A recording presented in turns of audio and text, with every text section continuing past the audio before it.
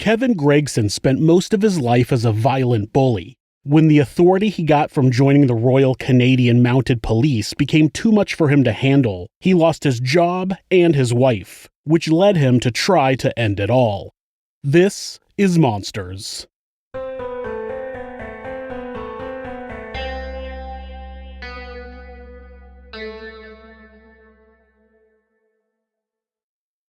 Kevin Gregson was born on August 30th, 1966, on a First Nations reservation in Saskatchewan, Canada. He was adopted at 2 days old by Reed and Faye Gregson, who were devout Mormons. Though the Gregsons were not given any information about Kevin's biological family, they said he was a pretty average boy. As he reached his teen years, he became increasingly violent and defiant. He was shooting chickens and gophers with a pellet gun when he was 13 years old. He began running away from home when he was 16 years old and was kicked out of the house after getting into a physical fight with his father. He was placed into the care of child welfare for 3 months before returning home. After high school, he spent some time in college working on a degree in environmental studies before transferring to a law and security program. He dropped out of that program and briefly started a nursing program, but dropped out of it as well. When Kevin was 19 years old, he broke into his church and stole some electronics. He was arrested and convicted of the crime, which made him ineligible to become a police officer. Kevin was married for less than a year before he started working in law enforcement. His first wife told authorities that he was a violent man who would often intimidate her to get his way. Like many religions' values, they waited until after they were married to have sex, but when she told him she didn't want to have sex with him again, he just began to force himself onto her. She eventually got pregnant and had an abortion in secret, telling the family that she miscarried. Eventually, the marriage was annulled. He met his second wife when he was 24 years old and she was only 17. She only went out with him after he repeatedly asked her and wouldn't take no for an answer. She had never had a boyfriend before, and Kevin exploited that naivety and used fear to keep her with him for 13 years. After dating for 2 weeks, Kevin told her, quote, "If you ever leave me, I will burn down your parents' house with them in it," end quote. They eventually married and had 2 children together. Even though he argued about religion with his family, he did do missionary work for the Mormon Church from 1989 to 1991. Otherwise, Kevin worked odd jobs until, after 10 years, he was able to apply for a pardon from his previous conviction and have his record sealed. He was finally able to get a job with the Royal Canadian Mounted Police. Becoming a Mountie unlocked Kevin's ego in ways that nobody could imagine. You'll hear in later clips how highly Kevin thought of himself. He got off on having authority over people. When his mother-in-law visited just before the birth of their second child, Kevin came home from work, rang the doorbell, and when she opened the door, he pulled out his gun and pointed at her head, saying, quote, "I'm the authority in this house," end quote. His wife explained that he could explode at almost anything. He would fly into a rage and punch holes in walls, throw furniture, and one time he kicked his 6-year-old daughter down the stairs. He called the Mounties to his own house one night and told them to get over there before he did something stupid. When his second wife told him that she wanted a divorce, Kevin dragged her up the stairs, threw her in the bed, and choked her until she nearly passed out. Then he pointed his service weapon at her head and said, quote, "Do you really think I'll let you leave me?" end quote, and then told her he would kill a fellow officer's wife if she called 911. Outside of showing what an absolute fucking monster this man is, this is a good example of how Kevin's problems were always taken out on someone else. He's not going to kill his own wife, because then she'll be dead and won't be able to suffer. He's going to kill someone else's wife, and he'll make her believe it's his wife's fault. "See what you made me do?" That sort of thing. The couple eventually separated and got a divorce. They stayed in the same house until it was sold, and then his wife and children were free from his rage. He tried to maintain a relationship with his kids, but they wanted nothing to do with him. In the Mormon religion, there is something called recommends, which is a special permission given by the church to be allowed to pray in the temple and attend weddings and baptisms there. In order to receive recommends, you have to interview with a bishop to show that you're worthy. You must do this every 2 years, or else your name will be removed from the recommends list. I'm not a member of the Mormon religion, so if I'm wrong about any of that, you can correct me in the comments, but I think that pretty much sums it up. On May 14, 2006, Kevin walked into the office of Robert Howie and placed a knife on his desk. He told the bishop, quote, "You don't know how many ways I've been taught to kill a man," end quote. Kevin was upset that he had been removed from the recommends list and wanted Bishop Howie to put him back on the list. The bishop told Kevin that he would give him his recommends back if he worked hard for it. Eventually, Kevin picked up the knife and left the office. The incident was reported and Kevin was suspended with pay. Oh, what a horrible punishment. He was eventually deemed unfit for frontline duty and given a desk job, and his gun was taken away. The same year, Kevin went to the doctor where they found cysts in his head. He had surgery to remove the cysts and recovered, but he still used them as an excuse for his behavior. Even with all these problems going on, Kevin was still able to meet a new woman in 2006. They had a son together in 2007 and got married in 2008. In July of 2008, he was told by his supervisors to resign or be dismissed, but he refused to resign and filed an appeal regarding the dismissal. In July of 2009, Kevin was told that his pay and benefits would be terminated, but due to an internal glitch, his pay continued coming. I wonder if he knows Milton Wadhams. After much back and forth, he was asked again to resign or be dismissed a few months later. He was ultimately dismissed, and this time he didn't appeal. On December 20th, 2009, Kevin got a bill from the RCMP for $27,350.93 in pay that he shouldn't have received.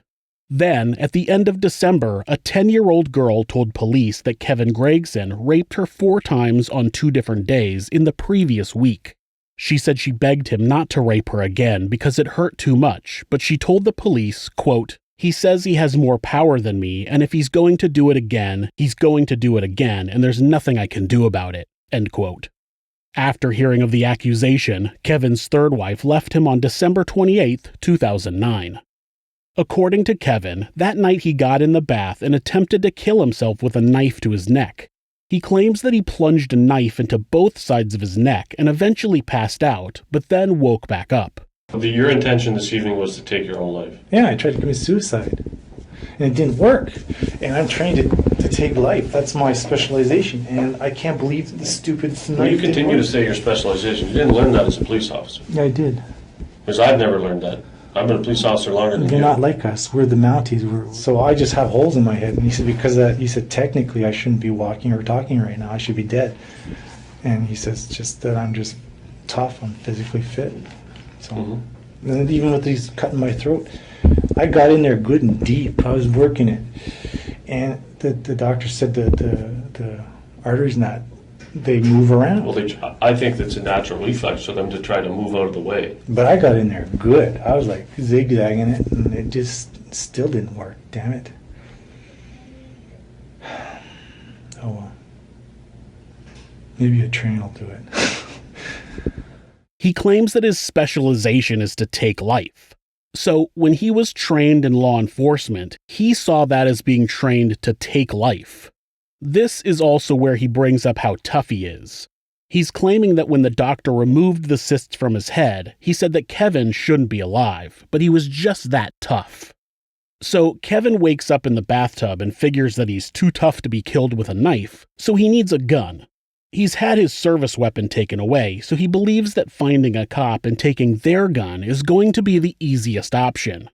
It's the following morning that Kevin carjacked a couple and drove to his parents' house where he ranted about wanting to kill himself. Where'd you get the car? Oh yeah. Yeah, I carjacked that at the Tim Hortons. I told the guys already. I just took it. I just a couple. I said, I need your car. And what did they say? Okay. And they got out and that was it. How did you just told them you wanted the car? That doesn't seem like it works out like that. I said, just give me your car, I need it. And did you have any weapons? You have your knife? No. Did you have your gun? Mm-hmm. Yes. I waved it around. Yeah. Whereabouts in the parking lot was it? I know the parking lot pretty well. Right in front of Tim's. Well, there's a police station right across the street. You know, that's what makes it even really audacious. Well, why didn't you just go over there and wait for a police officer if you were looking for a gun? I actually was. I drove around their lot about 3 times looking for a guy, but they were all off shift. school then? Well, I don't know. It was in between shifts because when I came over to the hospital, I was passed by 3 cars, and they're heading back because I guess shift was over for them over there. They were heading back. You were going down a green. I don't follow. I was going to the hospital, and Yeah. they just drove past. Where were you me between the time you took the carjacking, and the murder? Where were you? at home? Home Washing doing my clothes, washing the bedding. what? So you stole the car, went home, or you did the carjacking, Yeah, drove the car. I went home and I just cleaned up the place best I could. Oh yeah, I carjacked someone. Hilarious. He says that he waved a gun around, but what he's talking about is a pellet gun. When he left his house, he took 2 knives, a large tactical knife and a smaller pocket knife, and a pellet pistol. After driving back home and cleaning up his house, he put on 2 bulletproof vests and set out to find a cop to take a gun from. You might ask why a suicidal person would put on 2 bulletproof vests. Well, obviously, he didn't want to die in the street. He wanted to take a cop's gun and go back to his house so he could kill himself there. He said that he went to a donut shop near his house that cops frequented, but there were no cops there. Then he went to a local hospital and found Ottawa Police Constable Eric Chapnick writing a report in his vehicle in the parking lot. Eric Chapnick was born in Warsaw, Poland in 1958 and served 1 year of mandatory service in the Polish Armed Forces. After being released from service, he worked in construction and as an aircraft mechanic. In 1990, he immigrated to Canada and started working for the interior design firm Johnson's Business Interiors. After working for the company for 16 years, he decided to change careers and follow in the footsteps of his father, who was a police officer in Warsaw. Eric joined the Ottawa Police Service on April 10, 2007. Eric was married to Anna Koratowski, with whom he had 1 son, who was only 3 years old at the time of his father's death. He also had 3 other children from a previous marriage. He was known to his colleagues in the police service as Pickles for his Polish tradition of following a shot of vodka with a pickle. Eric had helped the victim of another crime to the hospital that morning and was sitting in his vehicle filling out paperwork when he was approached by Kevin Gregson, who demanded his service weapon. He claims his intention was to just get the gun and go back home.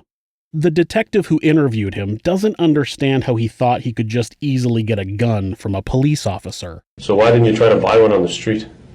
Buy one on the street? Yeah. From who? I could have just borrowed one. A long Yes, you gun could from have. someone. Yes, you could have. That's part of the But the idea. knife was supposed to work, and it didn't work. Okay, so why didn't you just borrow a rifle from somebody? Why didn't you go to Canadian Tire and buy a shotgun? Because I don't have a... Why didn't you know somebody that has a weapon, break in their house and take it? No, because it's more accessible from a member. I'd say it's not accessible at all. Do you have For the very reason is that you would never give up your gun, and neither would I, under no circumstance. That's not accessible. That's you making a choice to go do that. That's not accessible at all. Like I said, that's about a choice you made. You've had choices now, you had choices yesterday. You've had choices the whole time. Go and steal one. That's available. Going to a police officer and trying to disarm them to take their sidearm, not available. The police don't just give up their guns. They're trained to not let any assailant take their service weapon by any means. If someone came to you and said, hey, give me your gun, as a police officer, you know exactly what would happen. You would not give your gun up. So I don't get where you think that you could go and approach a uniformed officer or anybody in the security industry and say, give me your gun. You're wearing 2 bulletproof vests, Kevin. No, you're wanting me to give you a statement again. Well, I'm trying to understand, Kevin. And I'm sure everybody is. There's probably at least 800,000 people in this city who are trying to understand. Yeah. And there'll be probably hundreds of thousands of people in a couple days trying to understand. Millions. And this is your time to make them understand, or to let them understand what happened. Because for the reasons I already stated, you don't approach a police officer. You know as well as I do, Kevin, if I were to touch your gun when you're in uniform, you know what you're trained to do. I know what I'm trained to do. He explained to the detective that he believed that he could easily overpower Eric because, after all, he's just so strong. He does actually admit that he was wrong about that, and Eric fought back more successfully than he thought he would be able to. At some point, Kevin stabbed his large knife completely through Eric's neck. Nearby paramedics saw the incident and rushed in to stop the attack. Even though paramedics have no training in detaining a person, especially an armed assailant, they managed to wrestle Kevin to the ground and kick the knife away from him. Eric was able to walk, with the assistance of other paramedics, into the hospital where he was immediately brought into surgery. Eric lost more than 2 times the volume of blood in his body, and surgeons were not able to stop the bleeding fast enough. Eric Chapnick died on December 29, 2009. Kevin was also brought to the hospital to treat the self-inflicted wounds to his neck. Doctors told authorities that the cuts on his neck were not as severe as Kevin tried to lead the detective to believe. Kevin wanted the detective to believe that he jammed the knife into his neck and sawed around aggressively, but his arteries were just too tough to cut. The doctor confirmed that that was not the case. It's pretty clear that Kevin wasn't able to kill himself and went into public with the intention of starting something to get himself killed or possibly arrested. It's unclear. The detective asked him why he didn't try other options. Kevin had already told him that he couldn't kill himself with pills, saying, quote, "Look at me, I'm too tough," end quote. So you didn't consider drowning? I did. I talked to my mom and dad. I said, I don't want to drown. Gross. Because with my luck, I'll survive it. Because you're extra tough? Yes. You wouldn't want to do pills because you don't know how much to take. Even though if you took them all, it would kill you. You know very well. You've seen it before. Not necessarily with me. Right, you're that... I am that tough. Okay, so you don't want to hang yourself. No, because I saw a guy do that, and that's no way to do it. Right, so there's a dignified way out of killing yourself. It wasn't really a dignified way. The guy was kicking and kicking. So the better way, what you're trying to tell me, and what you want me to believe... the better way was the gun thing. Yeah, what you want me to believe is, and what you're going to want someone to believe someday, is that you went in, you approached a police officer, and had every intentions of disarming him, handcuffing him, and expecting him to say, okay. Didn't matter what he said. I mean, you stabbed this officer to death and you still didn't get his gun. Do you even know how to take our guns out of our holsters? Well, hey, that's right. Oh my gosh. Do you even know how to do that? No. No. So how are you going to do that? I didn't think of that. No. This guy continues to claim that getting a gun from a cop was the most accessible option, yet he didn't get the gun. He didn't even know how to operate the release on the officer's holster. The Mounties used a different type of release on their holsters, so Kevin wasn't familiar with this type. After realizing that, he then starts claiming that the release mechanism that the Ottawa Police Service used was too hard to operate, and if they had used a better release mechanism, Eric would still be alive because he would have been able to draw his weapon faster to shoot him. Oh, now it's the holster's fault that Eric is dead. Nothing is Kevin's fault. He was just trying to kill himself. You think that somehow this whole event is acceptable because you were only trying to find a gun to kill yourself. That's what it's coming off as, Kevin. I'm just the spectator in this. I'm just watching. That's how it's coming off to me. That's why I said we got to stop talking about you. The fact that you chose to end your life or to check out, that you're okay with that, doesn't mean that the rest of the world is okay because you decided, made choices for other people tonight. That's what I'm trying to get through to you. Yeah, but you do understand that'll be my defense. Do whatever you want. Yeah, so there's no point. Like, this whole thing is mental health act. It's written all over it. It's like... How do you figure that? Because I know. I don't think that describing how you're knowingly going to use a mental affect defense during your interview is really going to look good in court. You having the mental wherewithal to talk about using an insanity defense kind of negates the insanity defense. Kevin Gregson was arrested and charged with the murder of Constable Eric Chapnick, as well as robbery for the previous carjacking. He pleaded not guilty in court, claiming that he did kill Eric, but he didn't murder Eric. There is a legal difference between killing and murdering. Killing is the act of causing someone's death, but murder is when you cause someone's death intentionally. If you cause someone's death by a non-avoidable accident or by self-defense, you didn't murder them. He sought out a police officer with the intent of taking their service weapon at knife point. Even if he didn't specifically think, I'm setting out to murder Eric Chapnick, he willingly put into motion a number of actions that could clearly cause someone's death. Actions that were avoidable, and he did them anyway. That's enough to consider it murder. On March 13, 2012, Kevin Gregson was found guilty of first-degree murder and robbery and sentenced to life in prison with the possibility of parole after 25 years, which is the maximum sentence in Canada. In September of 2012, Kevin Gregson was also found guilty of raping the 10-year-old girl 4 times in the days leading up to the murder of Eric Chapnick. After sitting through the girl's testimony and impact statement, making a point of having no eye contact with her, the judge asked Kevin if he would like to make a statement. He said sure. His statement was, quote, "I didn't kill Eric Chapnick. I didn't murder him. I dreamed when I was 20 that this was going to happen to me." End quote. This poor girl is only 13 years old at the time of the trial and facing down the monster who raped her when she was only 10, and all he can do is talk about himself in an unrelated trial. Asshole. Unfortunately, due to Canada's laws of maximum prison sentences, Kevin's sentence didn't change. He was sentenced to 10 years in prison, but it was set to be served concurrently because he is legally unable to be sentenced to more than life in prison with parole after 25 years. In May of 2021, Kevin Gregson appealed his murder conviction, claiming that his lawyer lied to him about previously being a police officer and by disclosing privileged and confidential information to prosecutors. The appeal prosecutor said that Kevin was driving the defense and constantly changed his instructions to his legal aid lawyer, Craig Fleming. He also pointed out that Fleming was only assigned to the case after Kevin threatened his first lawyer. The prosecutor said that there was no conflicting interest that was affecting Fleming's commitment to his client, and Kevin did not suffer a miscarriage of justice as a result. The appeal is still pending. If you're the victim of domestic abuse, please reach out to someone for help. Please call the National Domestic Abuse Hotline at 1-800-799-SAFE. That's 1-800-799-7233, or go to thehotline.org to chat with someone online.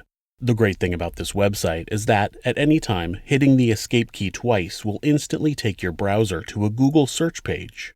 In the event the abuser is nearby, you can assure that you don't get caught trying to get help. If you're having feelings of harming yourself or someone else, or even just need someone to talk to, please contact your local mental health facility, call 911, or call Mental Health America, who operate the National Suicide Prevention Lifeline at 1-800-273-TALK. That's 1-800-273-8255. They're available 24 hours a day, 7 days a week. Be safe. Thanks so much for watching this video. You can help us out by hitting the like button or leaving us a comment. You can also subscribe to the show to ensure you don't miss an episode. Also, remember that if you'd like to support the show, the easiest way is to donate a few bucks at Buy Me a Coffee or check out some of our merchandise at Teespring. You can find information on how to do that along with links to our social media at thisismonsters.com. Thanks again.